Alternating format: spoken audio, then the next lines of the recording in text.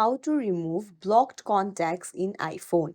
Hey everyone, welcome back to the channel. If you are new here, don't forget to hit the subscribe button and turn on the notification bell to not miss any updates. So, have you blocked someone on your iPhone but want to unblock them now? Then you're in the right place. Let's dive right in. For that, you'll need to head over to your iPhone settings.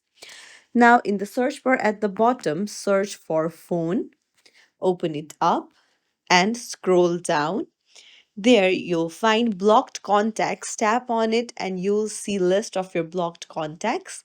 Now to unblock them, you just need to swipe to the left like this by pressing and holding on the contact and then tap on unblock.